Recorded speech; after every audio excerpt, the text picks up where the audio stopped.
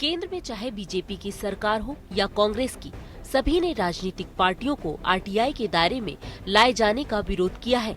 इसी संबंध में सुप्रीम कोर्ट में एसोसिएशन ऑफ डेमोक्रेटिक रिफॉर्म की ओर से दायर याचिका में सभी 6 राष्ट्रीय पार्टियों को आरटीआई के दायरे में लाया जाने की मांग की गई। याचिका में कहा गया कि इन पार्टियों को न केवल लोगों से चंदा मिलता है, बल्कि सरकार से भी सुविधाएं मिलती हैं। याचिका में केंद्रीय सूचना आयोग की ओर से जारी आदेश का भी जिक्र किया गया।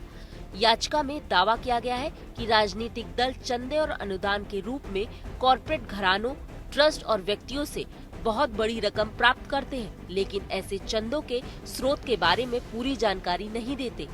याचिकाकर्ता ने न्यायालय से अनुरोध किया है कि सभी राष्ट्रीय और क्षेत्रीय राजनीतिक दलों को अनिवार्य रूप से अपनी आमदनी और खर्च के विवरण का खुलासा करने का निर्देश दिया जाए।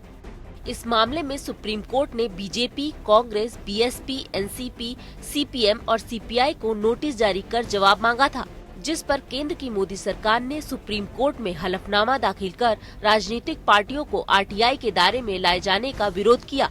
केंद्र सरकार ने अपने हलफनामे में कहा है कि राजनीतिक पार्टियां पब्लिक अथॉरिटी नहीं है और न ही उनका गठन संविधान या संसद के बनाए किसी कानून के तहत हुआ है।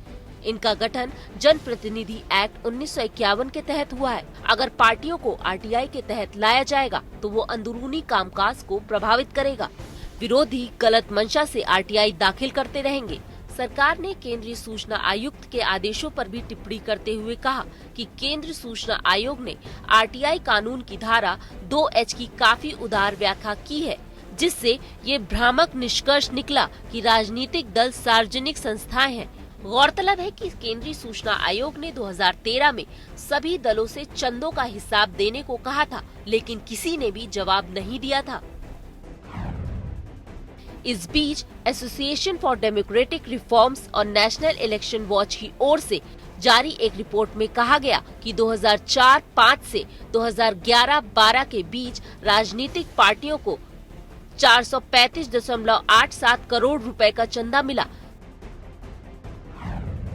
जिसमें से 378.89 करोड़ रुपए का योगदान कारोबारी कंपनियों ने किया। कंपनियों से मिला चंदा राजनीतिक पार्टियों को सभी स्रोतों से मिले चंदे का 87% है। रिपोर्ट के मुताबिक सबसे अधिक चंदा 192.47 करोड़ रुपए बीजेपी को 1334 कंपनियों से मिला। बीजेपी के बाद इंडियन नेशनल कांग्रेस को कंपनी जगत में 418 दानकर्ताओं ने 172.25 करोड़ रुपए हासिल हुआ। उल्लेखनीय है कि देश में आरटीआई आंदोलन के साथ ही तमाम सरकारी और गैर सरकारी संस्थानों के बारे में जानकारी हासिल करने का हथियार लोगों को मिल गया, लेकिन देश के तमाम राजनीतिक दल हमेशा से अपने और इसके दायरे से बाहर बताते रहे, जबकि तमाम लोगों ने जनहित में राजनीतिक दलों के बारे में जानकारी को आरटीआई के तहत लाने की लगातार मांग की है।